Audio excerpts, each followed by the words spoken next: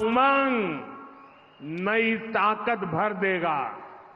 நண்பர்களே, இந்த 2024ஆம் ஆண்டு வர இருக்கின்ற தமிழ் புத்தாண்டு தினத்திற்கு என்னுடைய வாழ்த்துக்களை உங்கள் அத்தனை பேருக்கும் நான் தெரிவித்துக் கொள்கிறேன். வருகின்ற ஆண்டு நம்முடைய அத்தனை பேருக்கும் வளர்ச்சி மிகுந்த ஒரு ஆண்டாக, மிக சிறப்பானது ஒரு ஆண்டாக அமைவதற்காக நான் உங்கள் அத்தனை பேருக்கும் என்னுடைய வாழ்த்துக்களை உங்களோடு நான் பரிமாறிக்கொள்வதிலே மிக்க மகிழ்ச்சி அடைகின்றேன். जो लोग दिल्ली में बैठे हैं उनको शायद पता नहीं चलता होगा कि वेलूर की धरती, तमिलनाडु की धरती नया इतिहास बनाने जा रही है। டெல்லியில் அமர்ந்தவருக்கு என்ன தெரியும்? வேலூரை இத்தனை பெரிய எழுச்சியான ஒரு கூட்டம் இருந்திருப்பதை இன்றைக்கு அத்தனை பேரும் டெல்லியிலிருந்து பார்த்து கொண்டிருப்பார்கள். ये आपका प्यार, ये आपके आशीर्वाद, तमिलनाडु के प्रति मेरा जो समर्पण है, उस समर्पण को और अधिक प्रेरणा देते हैं और अधिक पवित्र बना देते हैं। और इसलिए मैं तमिलनाडु के लोगों का जितना अभिनंदन करूं उतना कम है। நண்பர்களே, உங்களுடைய அன்பு அத்தனை எனக்கு இருக்கின்றது, உங்களுடைய ஆசீர்வாதம் எனக்கு இருக்கின்றது. ஆகவே என்னுடைய அத்தனையும் நான் உங்களுக்கு அர்ப்பணமாக செய்து கொண்டு இந்த தமிழ்நாடு தமிழ் மக்களுக்காக என்னுடைய அத்தனையும் நான் வளர்ச்சிக்காக நான் என்னுடைய முழு திறமையை பயன்படுத்த உங்களுக்கு சொல்லிக் கொள்கின்றேன். वेलूर की ऐतिहासिक, पौराणिक और वीरता से भरी इस धरती को मैं श्रद्धापूर्वक प्रणाम करता हूं। मैं यहां विराजमान जलगंडेश्वर शिव और भगवान मुरुगन के चरणों में नमन करता हूं। ब्रिटिश रूल के खिलाफ इस धरती पर बहुत बड़ी क्रांति हुई थी और वही वेलूर फोर्ट और वेलूर की धरती एक बार फिर हिस्ट्री बनते देख रही है। बीजेपी और एनडीए को तमिलनाडु में अपार जन समर्थन मिल रहा है। पूरा तमिलनाडु कह रहा है, एक बार फिर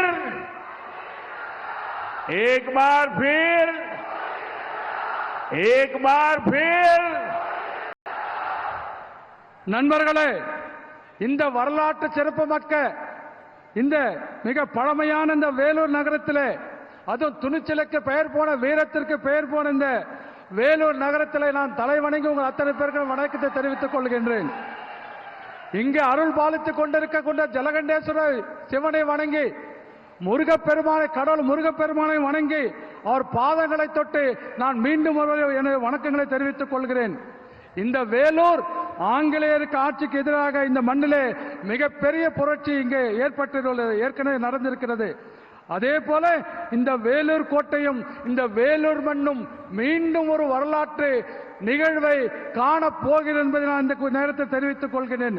தமிழகத்தில் பாரதிய ஜனதா கட்சிக்கும் தேசிய ஜனதா கூட்டணிக்கும் மக்கள் ஆதரவு பெருகி வந்து கொண்டிருக்கின்றது.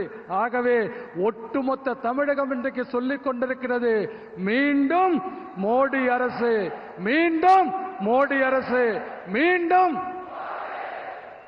साथियों, हमें मिलकर इस 21st सेंचुरी में अपने भारत को, अपने तमिलनाडु को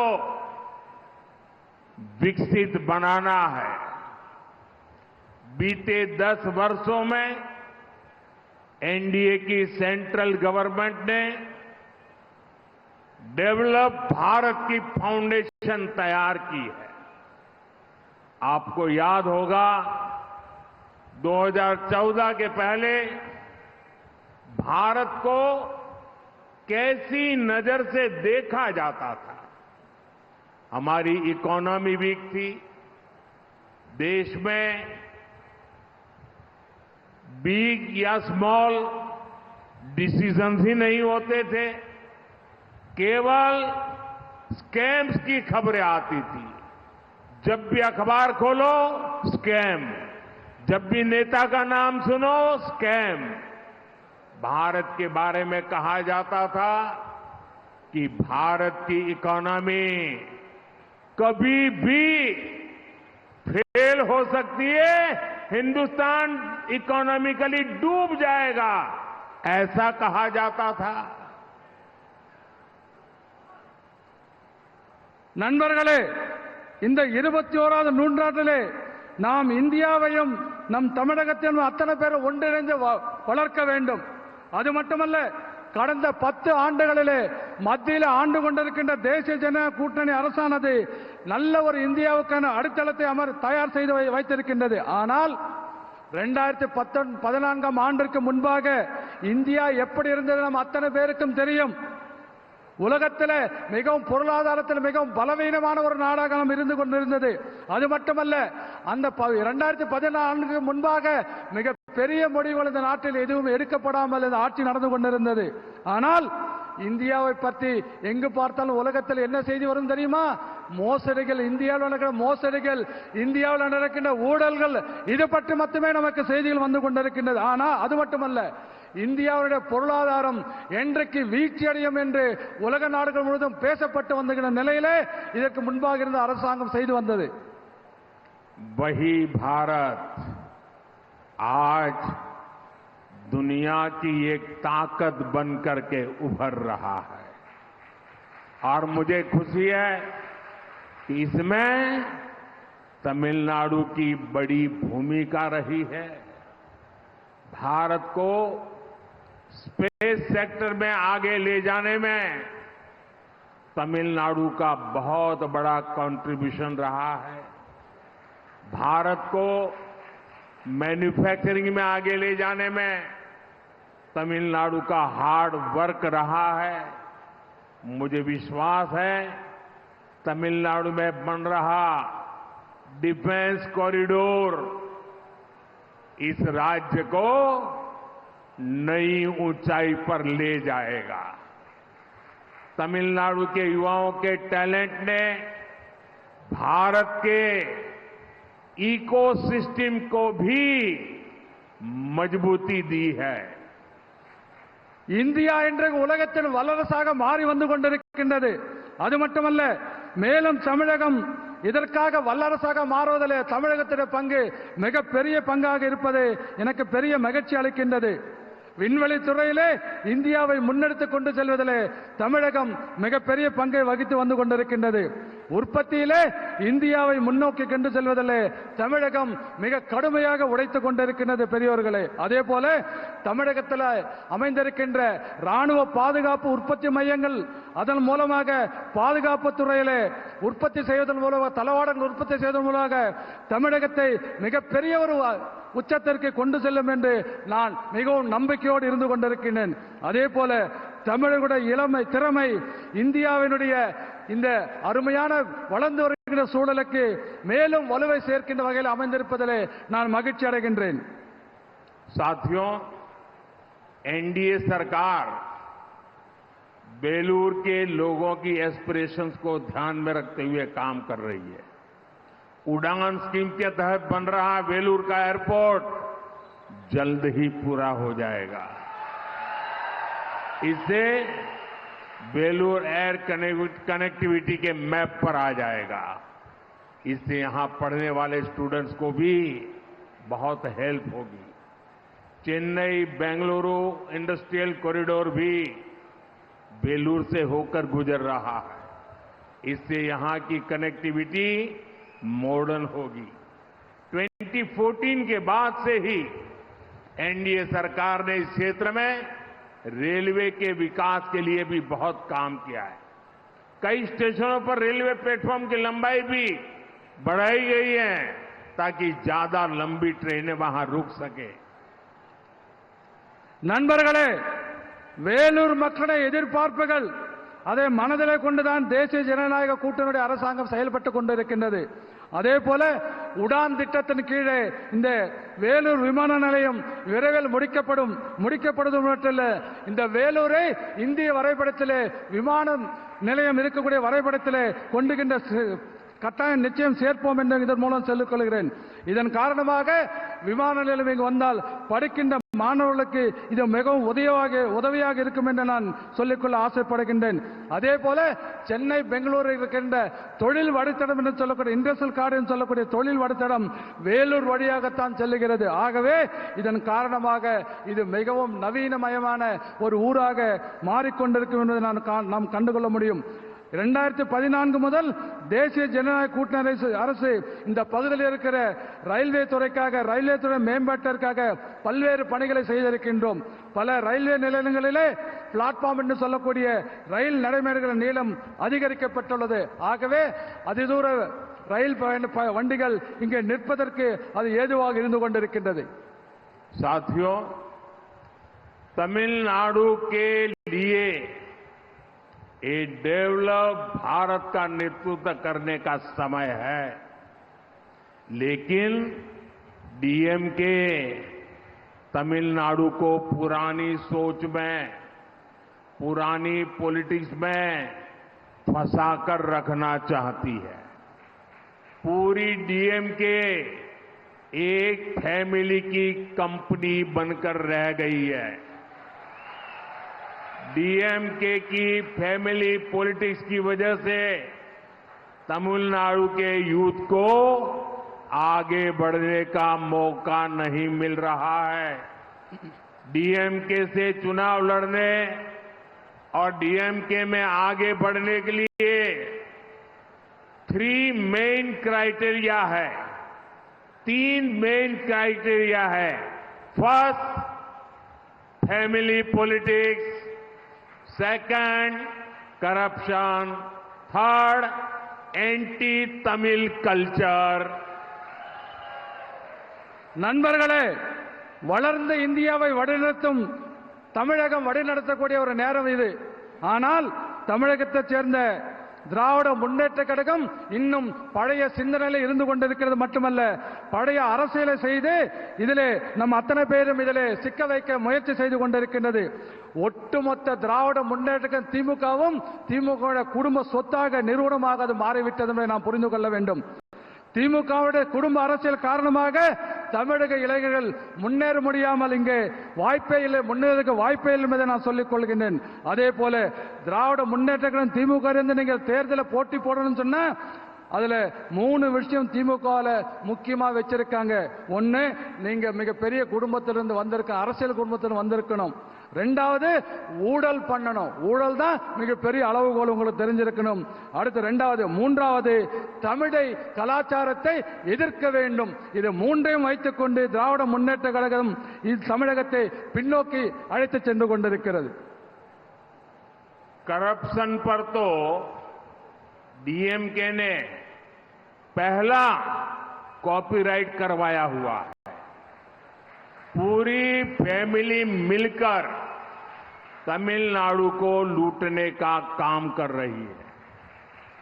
अभी खुलासा हुआ है कि सैंड स्मगलर्स ने 2 इयर्स में तमिलनाडु का 4600 करोड़ रुपीस का लॉस किया है।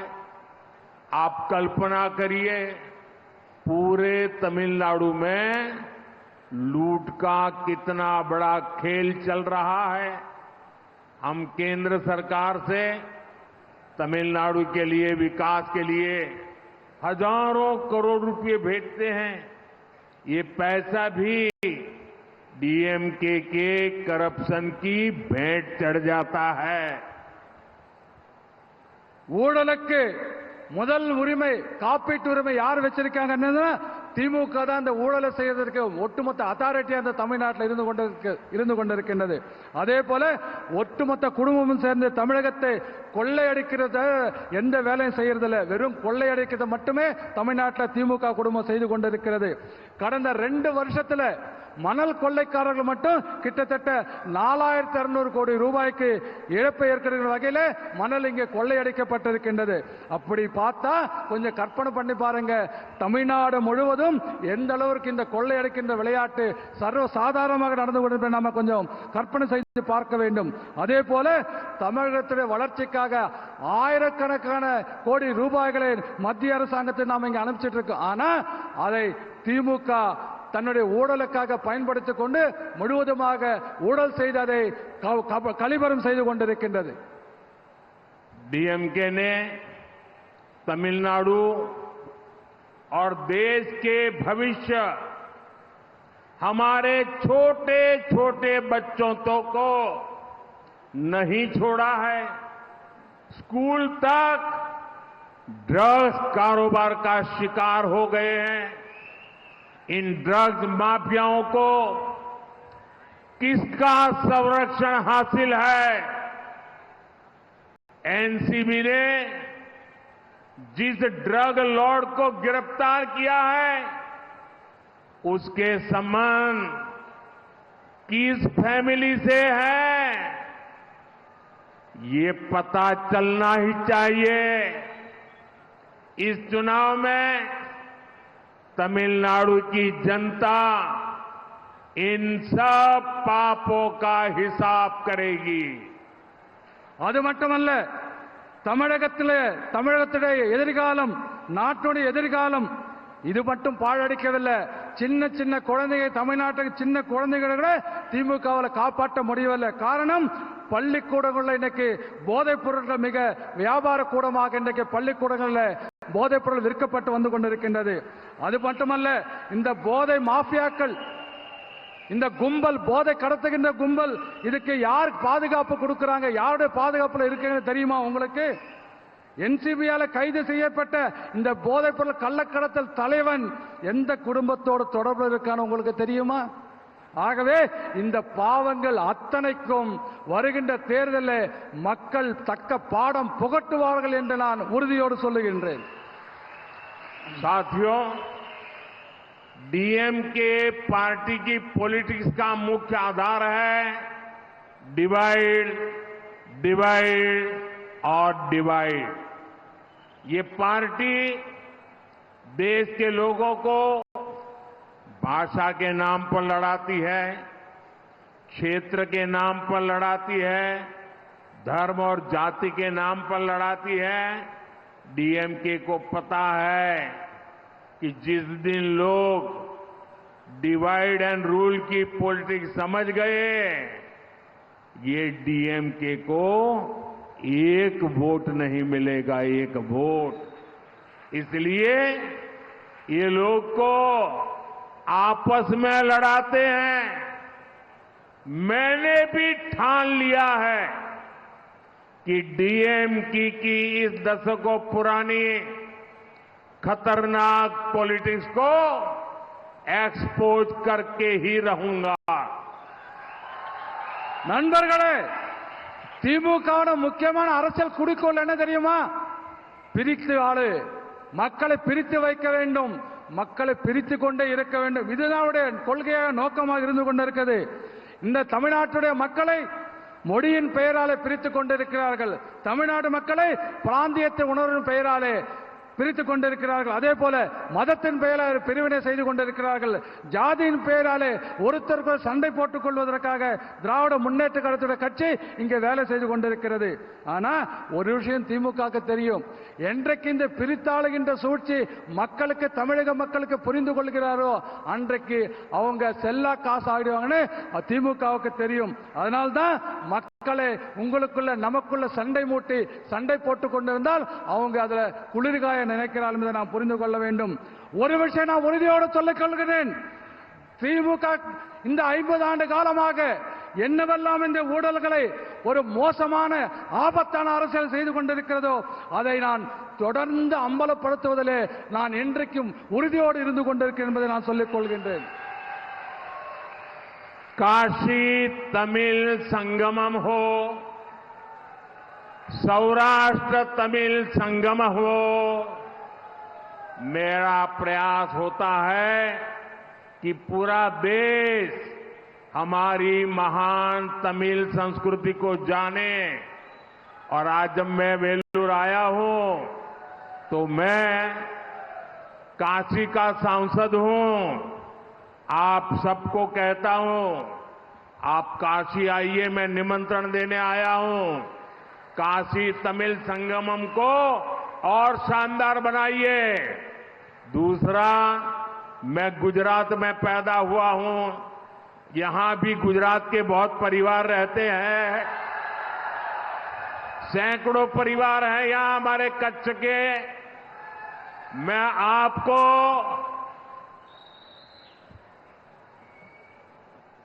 सौराष्ट्र तमिल संगम के लिए भी एक गुजराती के नाते निमंत्रण देता हूं।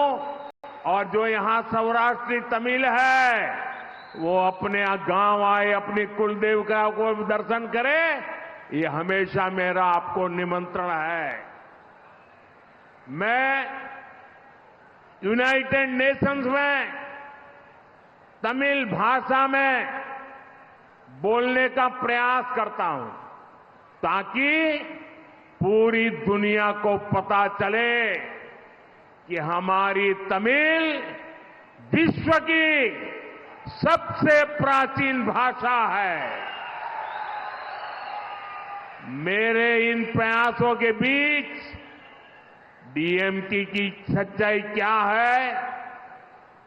मैंने जब संसद में तमिलनाडु के गौरव पवित्र सेंगोल की भारत की पार्लियामेंट में स्थापना करवाई तो डीएमके पार्टी ने उसका भी बायकॉट किया था।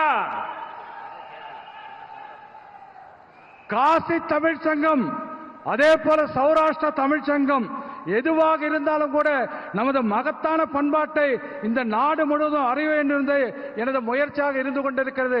நான் காசியினுடைய நாடாளுமன்ற உறுப்பினராக இங்கே வந்திருக்கின்றேன். ஆகவே குஜராத்தில் கூட நான் இருந்திருக்கேன். இங்க குஜராத் மக்கள் நிறைய பேர் வந்திருக்கீங்க எனக்கு தெரியும். ஆகவே அதற்காக சௌராஷ்டிரா தமிழ் சங்கம் என்று கூட நான் இங்கே ஏற்பாடு செய்திருக்கின்றேன்.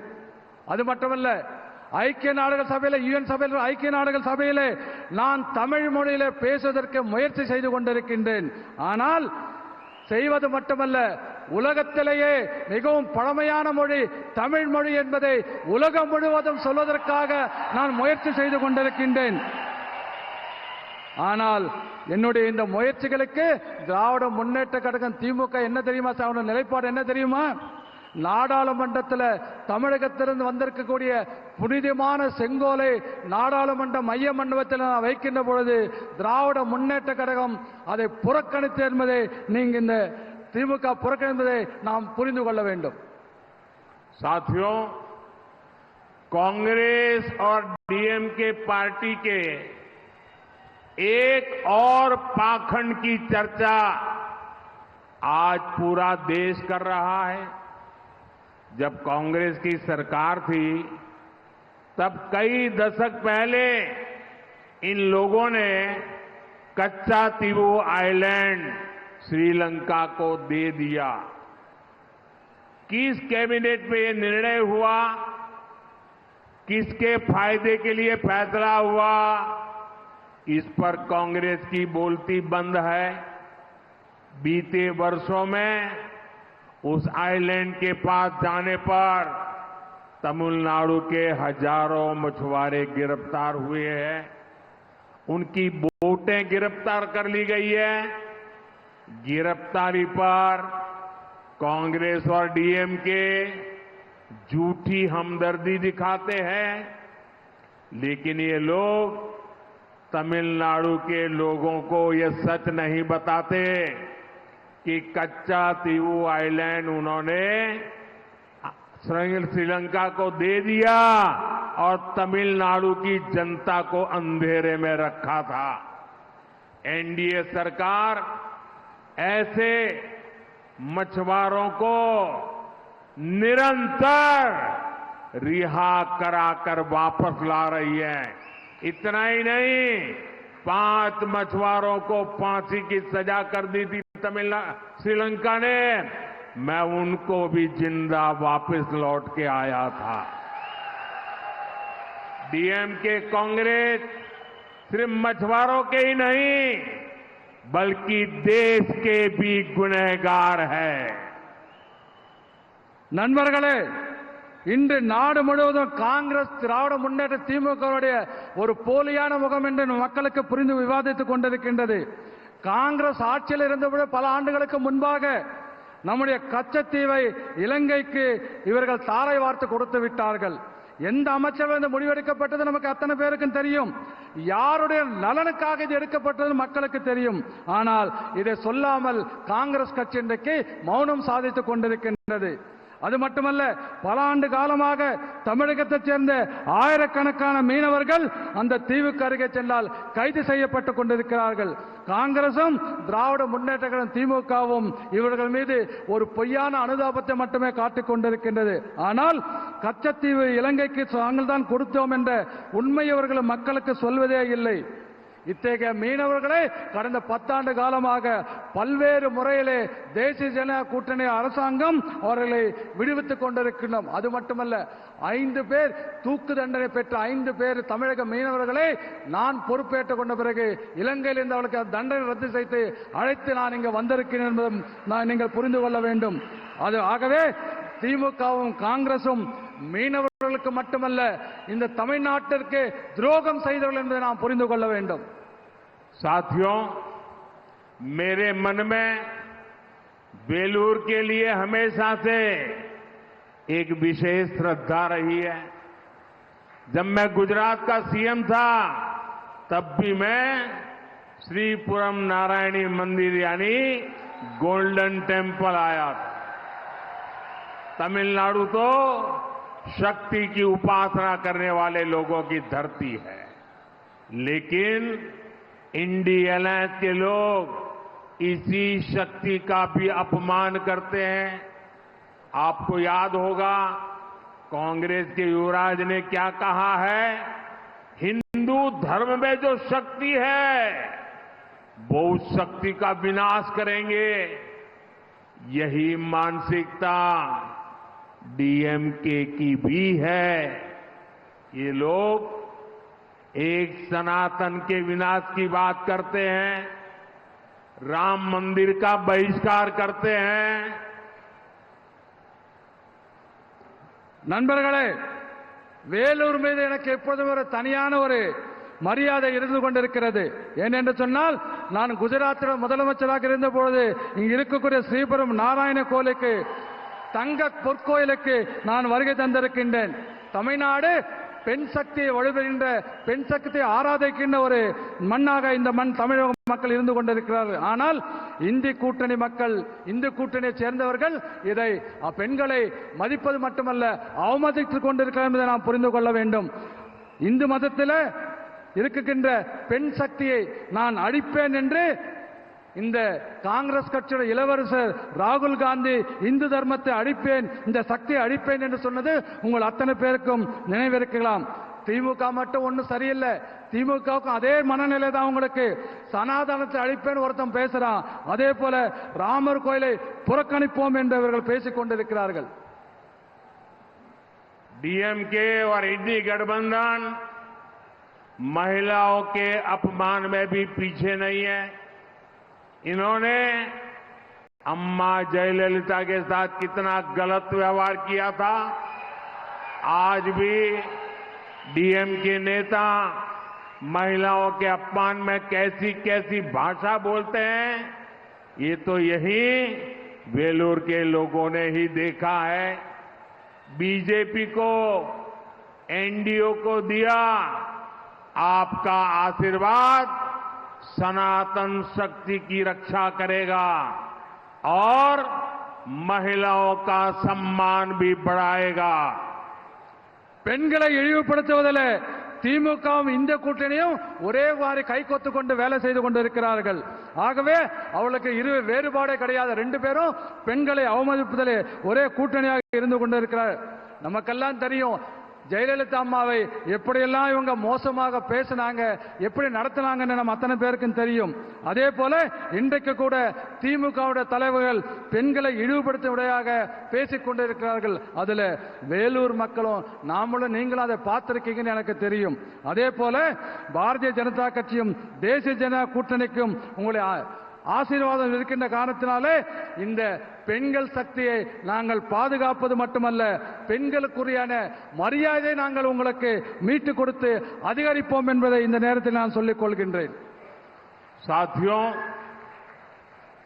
19 अप्रैल को तमिलनाडु के सम्मान के लिए, तमिलनाडु के उज्जवल भविष्य के लिए बहुत बड़ा अवसर आने वाला है। वेलूर से श्री एसी षणमुगम, धर्मपुरी से श्रीमती सौम्या अम्बुमणि, कृष्णागिरी से श्री नरसिम्हन, अरक्कोणम से श्री के बालू, तिरुवन्नामलाई से श्री ए अश्वत्थामन और आरडी से श्री ए गणेश कुमार, ये आपके सपनों और आकांक्षाओं के लिए काम करेंगे। 19 अप्रैल को एनडीए के पक्ष में आपका एक एक वोट तमिलनाडु के भविष्य की गारंटी बनेगा। इदो मोदी इन गारंटी।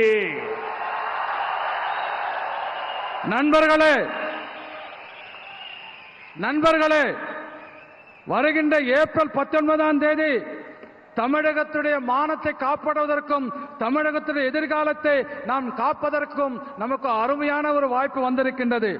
வேலூரைச் சேர்ந்த திரு ஏசி ஷண்முகம் அவர்கள், தருமபுரியிலே நம்முடைய திருமதி சௌமியா அன்புமணி அவர்கள், கிருஷ்ணகிரியிலே நம்முடைய மரியாதைக்குரிய நரசிம்மன் அவர்கள், அரக்கோண பாராளுமன்ற தொகுதியிலே நமது கே பாலு அவர்கள், அதே போல திருவண்ணாமலையிலே நமது ஏ அஸ்வத்தாமன் அவர்கள் மற்றும் ஆரணிலிருந்து நம்முடைய கணேஷ்குமார் அவர்கள் இவர்கள் எல்லாம் போட்டியிடுகிறார்கள்.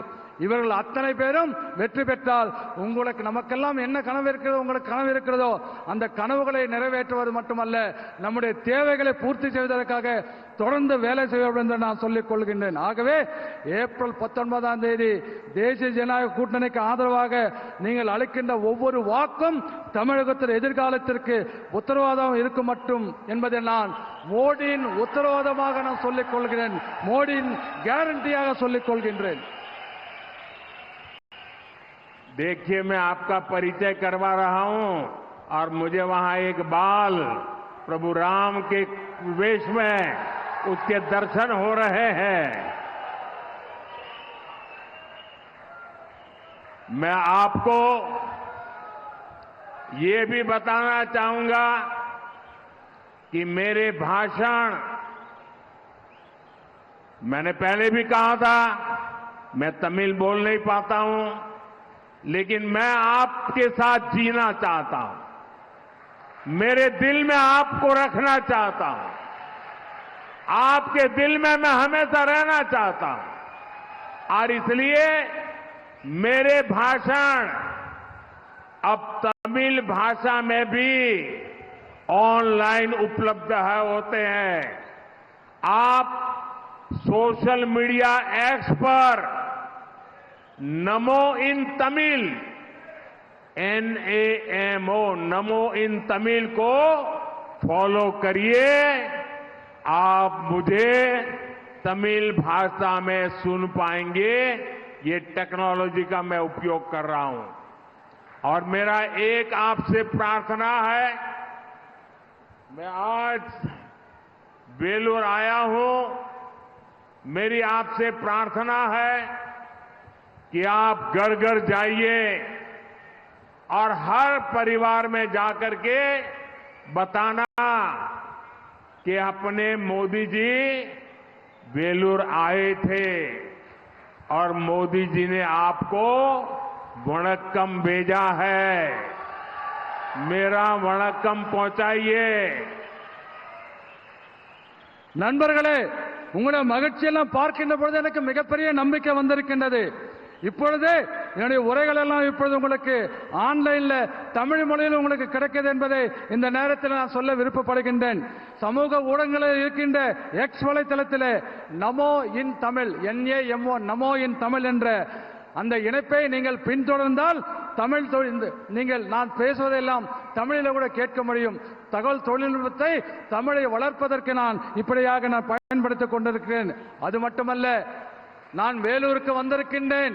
இதை அத்தனை வீடு வீடாக செல்லுங்கள். வேலூர் பாராளுமன்றத்திலே அத்தனை மக்களுக்கும் சொல்லுங்கள், மோடி வேலூருக்கு வந்திருந்தார், அவருடைய வணக்கங்களை தெரிவித்தார், அவருடைய வாழ்த்துக்களை தெரிவித்தார் என்று ஒவ்வொரு வீடாக சென்று நீங்கள் இந்த என்னுடைய வேண்டுகோளையும் என்னுடைய வாழ்த்துக்களையும் சொல்ல வேண்டும் என்று உங்களை கேட்டுக்கொள்கிறேன். आप सबका इतनी बड़ी विशाल संख्या में हमें आशीर्वाद देने के लिए आए, मैं आपका हृदय से बहुत बहुत धन्यवाद करता हूं. वणक्कम.